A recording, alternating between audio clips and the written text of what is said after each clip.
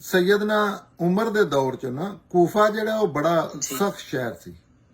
ਜਿਸ ਤਰ੍ਹਾਂ ਨਹੀਂ ਵੀ ਉੱਥੋਂ ਦੇ ਬੰਦੇ ਬੜੇ ਲੜਾਕੇ ਤੇ ਇਸ ਤਰ੍ਹਾਂ ਦੇ ਤੇ ਬੇਈਮਾਨ ਤੇ ਹਰ ਚੀਜ਼ਾਂ ਅੱਛੇ ਵੀ ਜ਼ਾਹਿਰ ਹੈ ਤੇ ਉਹ ਕਾਬੂ ਨਾ ਹੁੰਦੇ ਕਿਸੇ ਦੇ। ਅੱਛਾ। ਹਾਂ ਤੇ ਸੈਯਦਨਾ ਉਮਰ ਨੇ ਉੱਥੇ ਉਹ ਡਾਢਾ ਬੰਦਾ ਕੱਲਿਆ ਤੇ ਉਹ ਵੀ ਰੌਲਾ ਪੈ ਗਿਆ ਵੀ ਇਹ ਜ਼ੁਲਮ ਕਰਦਾ ਹੈ, ਜੇ ਮਾੜਾ ਕੱਲਣ ਤੇ ਉਹ ਨਾ ਕਾਬੂ ਹੋਣ। ਤੋ ਕਾਬੀਨਾ ਜਾਂ ਬੈਠੀ ਤੇ ਉਹਨਾਂ ਆਖਿਆ ਸੈਯਦਨਾ ਉਮਰ ਹੀ ਗੱਲ ਬਣ, ਉਹਨਾਂ ਆਖਿਆ ਇਹ ਕੂਫੇ ਵਾਲੇ ਨਹੀਂ ਕਾਬੂ ਹੁੰਦੇ, ਇਹਨਾਂ ਦਾ ਕੀ ਇਲਾਜ ਕਰੀਏ।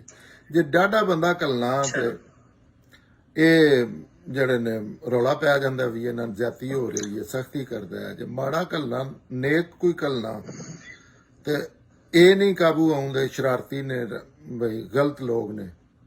ਤੇ ਕੋਹ ਕੋਈ ਬੰਦਾ ਬੈਠਿਆ ਸੀ, ਉਸ ਆਖਿਆ ਦਰਮਿਆਨਾ ਜਿਹਾ ਕੱਲ ਦਿਓ। ਅੱਛਾ। ਹਾਂ ਇਹ ਮਸ਼ਹੂਰ ਵਾਕਿਆ ਹਿਸਟਰੀ ਦਾ। ਤੇ ਉਹ ਬੰਦਾ ਜਿਹੜਾ ਉਹ ਉਂਝ ਦੇ ਹੀ ਉਹ ਦਰਮਿਆਨਾ ਜਿਹਾ ਹੀ ਸੀ। ਤੇ ਆਪ ਨੇ ਗਾਲਬਨ ਫਰਮਾਇਆ ਚਲੋ ਫਿਰ ਤੁਸੀਂ ਜਾ ਕੇ ਉਹਨਾਂ ਦੇ ਗਵਰਨਰ ਹੋ। ਤੇ ਉਹਨਾਂ ਕਾਫੀ ਜਾ ਕੇ ਕਰ ਲਿਆ ਸੀ। ਤੇ ਇਹ ਜਿਹੜਾ ਆਂਦੇ ਨਾ ਲੋਕ ਨੇਕ ਹੋਣੇ ਚਾਹੀਦੇ ਨੇ, ਜਿਹੜੀ ਪੋਲਿਟਿਕਸ ਇੰਤਜ਼ਾਮੀ ਮਾਮਲਾਤ ਨੇ ਇਹਦੇ ਬੰਦਾ ਕੇਪੇਬਲ ਹੋਣਾ ਚਾਹੀਦਾ ਹੈ ਜਿਹੜਾ ਇਹ ਚਮਨ ਕਾਇਮ ਕਰੇ, ਜਿਹੜੇ ਬਈ ਗਲਤ ਚੀਜ਼ਾਂ ਨਾ ਹੋਣਗੇ। ਸਾਨੂੰ ਕੀ ਉਹ ਨਮਾਜ਼ ਪੜ੍ਹਦਾ ਨਹੀਂ ਪੜ੍ਹਦਾ, ਇਹ ਤੇ ਅੱਲਾ ਦਾ ਤੇ ਉਹਦਾ ਮਾਮਲਾ ਹੈ।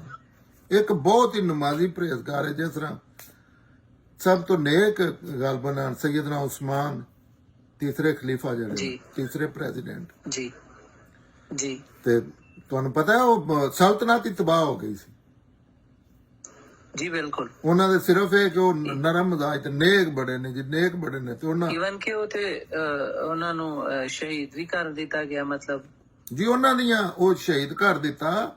ਫਿਰ ਉਹਦੇ ਵਿੱਚੋਂ ਹੀ ਉਹ ਫਸਾਦ ਉੱਠਿਆ ਸੀ ਜਿਹਦਾ ਐਂਡ ਜਿਹੜਾ ਉਹ ਵਾਕਿਆ ਕਰਬਲਾ ਤੇ ਹੋਇਆ ਸੀ।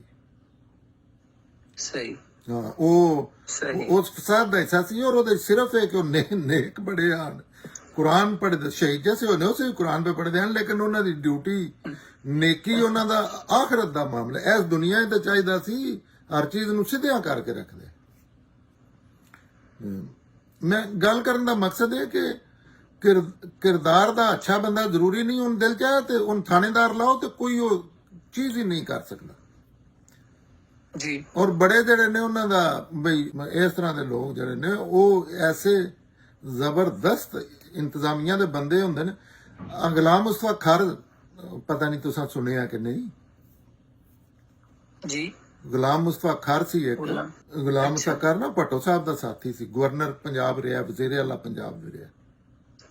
अच्छा। हाँ तो वो बदमाश टाइप आन ते, लेकिन किसी बड़े बंदे बजुर्ग को पूछना वो जिन्ना चेर उत्थे गवर्नर या वजीर आला सी तो पंजाब च चोरी ही खत्म हो गई सी।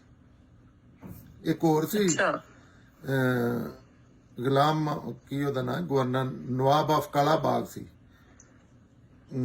ਅੱਛਾ। ਉਹਨਾਂ ਦੇ ਦੌਰ 'ਚ ਵੀ ਇਹੀ ਹੋਇਆ ਸੀ, ਲੇਕਿਨ ਉਹ ਕੋਈ ਨਮਾਜ਼ੀ ਪਰਹੇਜ਼ਗਾਰ ਨਾ ਕੋਈ ਐਸੀ ਚੀਜ਼